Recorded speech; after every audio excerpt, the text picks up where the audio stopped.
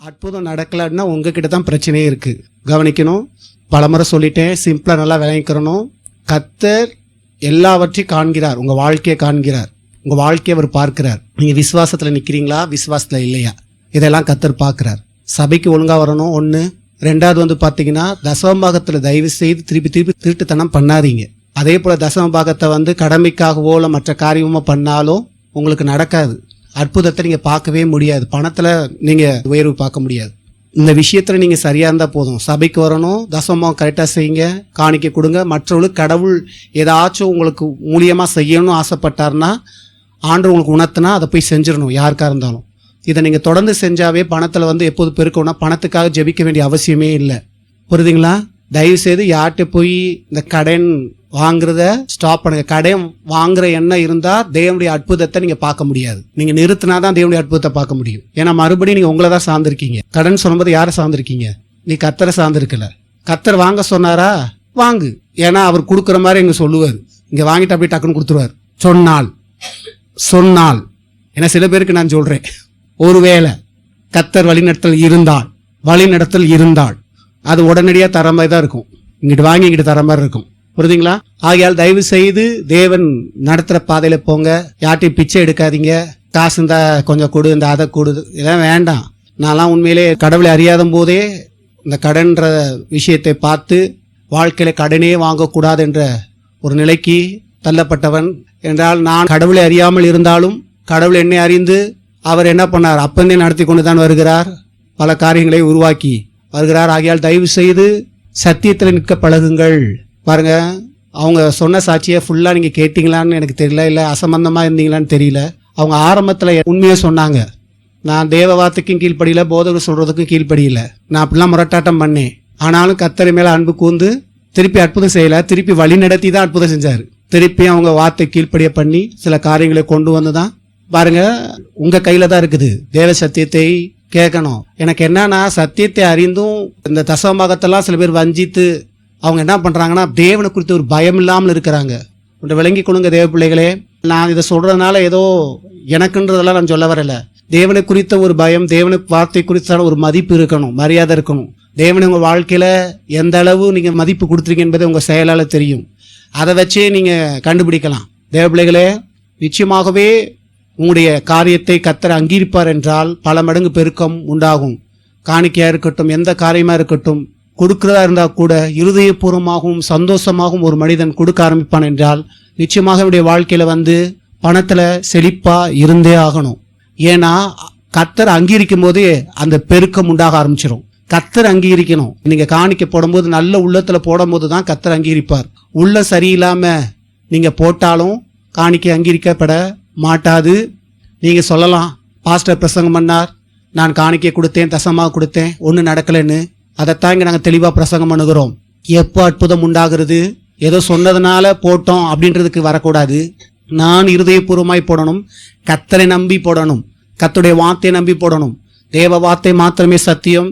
தேவ வார்த்தை என்ன சொல்லுதோ அதுக்கு என்னுடைய பகுதியை நான் கீழ்ப்படியும் போது தேவன் தம்முடைய பகுதியிலே கிரியை செய்யக்கூடியவராக இருக்கிறார். ஒன்றை விளங்கிக் கொள்ளுங்க, நீங்கள் தேவனிடத்திலிருந்து ஒரு சில அற்புதங்களை பெற வேண்டும் என்றால் நீங்கள் உங்கள் வாழ்க்கையில சில பகுதிகளை செய்யாத வரைக்கும் தேவனுடைய அற்புதத்தை உங்கள் வாழ்க்கையில பார்க்க முடியாது. தேவன் எப்போதுமே அற்புதம் செய்ய அவர் எப்படி வல்லவராக இருக்கிறார்.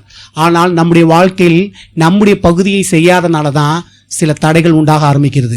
ஆகையால் நீங்களே உங்கள் வாழ்க்கையிலே தடைகட்களே போடாதீங்க. சில மிராக்கள் நடக்கணும், அற்புதம் நடக்கணும் அப்படின்னா உங்கள் கையில் தான் இருக்குது. நீங்கள் நல்லா கவனித்து பாருங்கள். ஒவ்வொரு வாரமும் தேவன் பேசுகிற செய்தியை உற்று கவனித்து பார். உங்ககிட்ட என்ன சொல்லிட்டு வரான்றதை பார்.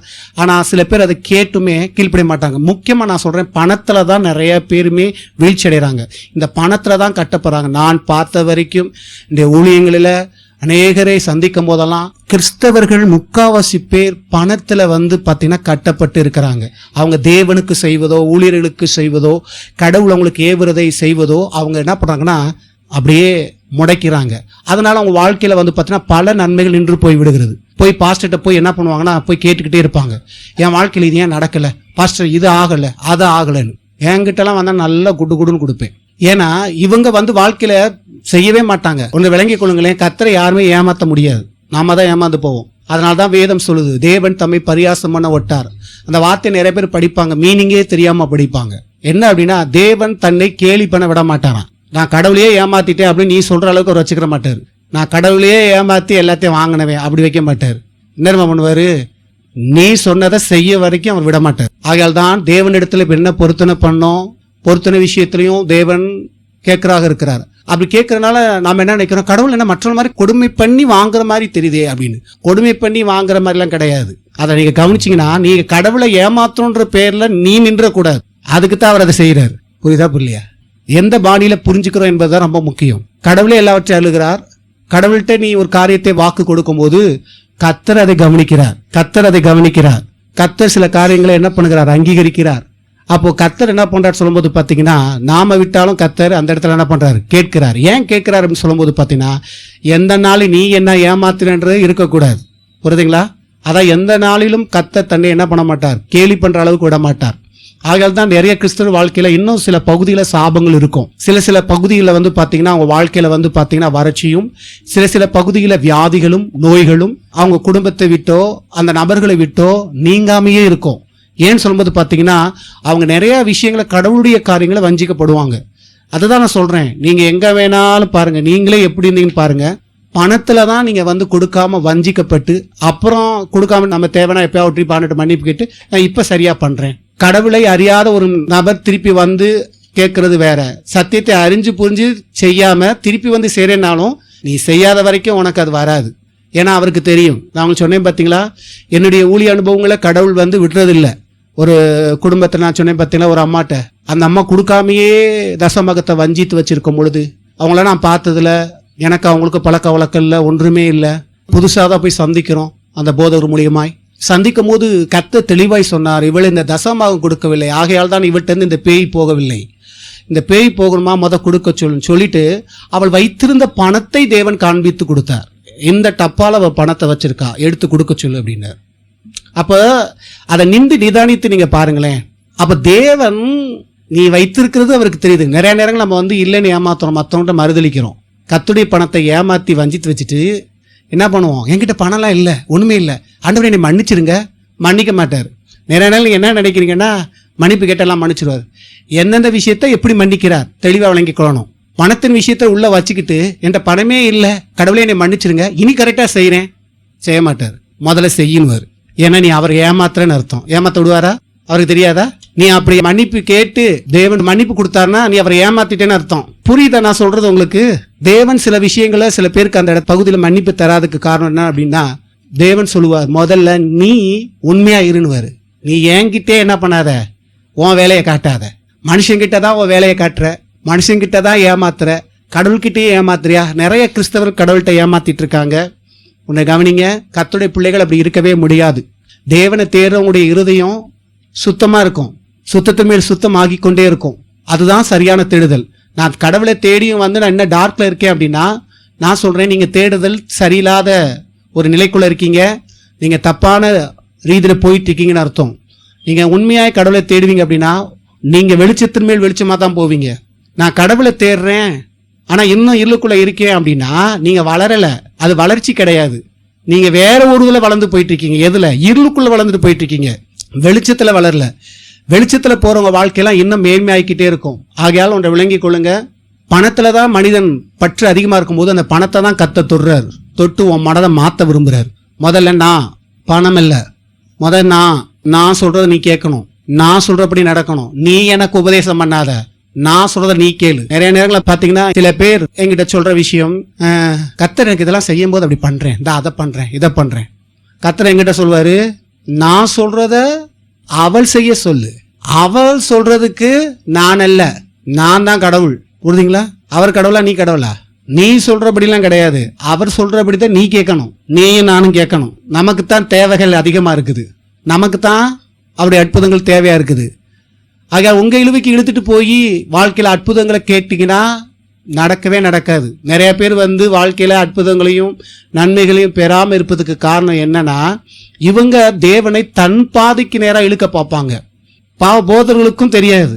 அவங்களுக்கு என்ன சொல்லுவாங்க, அற்புதம் நடக்கலையா, ஒரு 3 மாசம் உபவாசம் போட்டுச்சு ஓமன்னு.